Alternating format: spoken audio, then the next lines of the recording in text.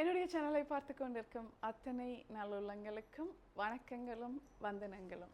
மீண்டும் உங்களை சந்திப்பதில் மிக்க மகிழ்ச்சி.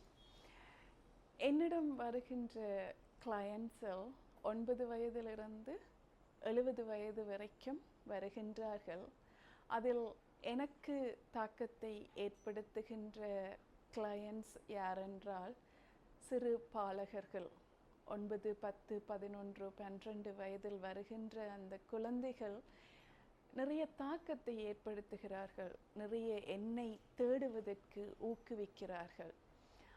அவர்களுக்கு இந்த மன உளைச்சல் எப்படி வருகிறது, ஏன் வருகிறது, அவர்கள் என்ன கவலையில் இருக்கிறார்கள் என்று தேடிக்கொண்டே இருக்கும்போது பல விடயங்கள் கண்ணில் தென்பட்டது. இந்த குழந்தைகளை தாய் வயிற்றில் சுமக்கும்போது தாய்க்கு நடந்த சில காயங்களின் வெளிப்பாடாக இருக்கிறது. இன்றைய உலகம் ஃபேண்டசி வேர்ல்டை அனுபவிக்கிறது. யூடியூப்பில், ஃபேஸ்புக்கில், டிக்டாக்கில், இன்ஸ்டாகிராமில் என்று ஒரு ஃபேண்டசி வேர்ல்டில் இருக்கிற வீடியோவை போடும்போது இந்த சிறு பாலகர்கள் அதற்கு அடிமையாகி அதை நம்பி அவையெல்லாம் எங்களுக்கு கிடைக்கவில்லை என்கின்ற அந்த ஆதங்கத்தில் மனம் அலைகின்றது. அடுத்தது இந்த உணவு பழக்க வழக்கங்கள். எங்களுடைய பரம்பரையாக கொடுக்கப்பட்ட உணவு பழக்க வழக்கங்கள் முறைகளில் இருந்து நாம் தடம் மாறி சென்று கொண்டிருக்கிறோம்.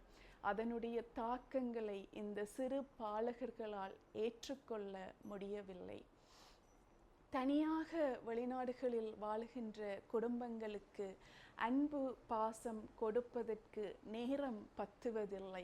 காரணம், தாய் தந்தை 2 பேரும் வேலை செய்து கொண்டிருக்கிறார்கள். இப்படி பலவிதமான காரணங்கள் என்னுடைய கண்ணிலும் மனதிலும் எழுந்தவை. என்னால் உங்களுக்கு சொல்ல வேண்டிய ஒரே விடயம், ஒரு மனிதன் இந்த உலகத்தில் பிறந்து 70 வயது வரைக்கும் வாழுகின்றான் என்றால் அவனுடைய வாழ்நாள் 25,550 நாட்கள் மட்டுமே என்று கூறிய அந்த கூற்று பர்வீன் சுல்தானா மேமுடைய வீடியோவில் கேட்டேன். இந்த 25,550 நாளில் அரைவாசி நாட்கள் தூக்கத்திலும், ஃபோன் பார்க்கிறதிலும், ஃபேஸ்புக் பார்க்கிறதிலும் அநியாயமாகிக் கொண்டே போகின்றது.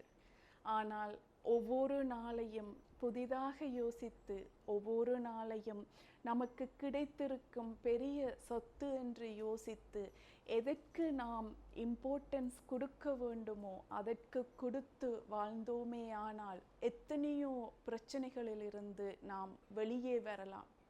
இந்த சிறு பிள்ளைகளோடு பெற்றோராகிய எல்லோரும் நேரத்தை கொஞ்சம் செலவு செய்யுங்கள். அவர்களுக்கான அந்த இம்பார்ட்டன்ஸை கொடுங்கள். பல தடவை நான் சொல்லியிருக்கிறேன், எந்த குழந்தையும் தானாக உங்களிடம் வரவில்லை. உங்களுடைய விருப்பத்திற்கும் உங்களுடைய பரம்பரை வளர்ச்சிக்கும் நீங்களாக பெற்றெடுத்தது தான் குழந்தை.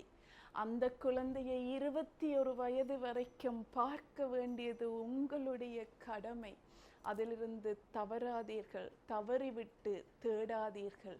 தேடும்போது கிடைப்பதற்கு அது ஒன்றும் பொருள் இல்லை, அது ஒரு உயிருள்ள ஜீவன். எல்லோரையும் பார்த்து கொள்ளுங்கள், அன்பை பரிமாறுங்கள், நேரத்தை கொடுங்கள். ஒவ்வொரு மனிதர்களுக்காகவும் எல்லோரையும் அன்பாகவும் சந்தோஷமாகவும் வழி நடத்துங்கள். எல்லோரும் ஆரோக்கியமான வாழ்க்கையை வாழலாம். சிறு பரார்கள் ரொம்ப சந்தோஷமான ஆரோக்கியமான வாழ்க்கையை வாழ முடியும். நன்றி.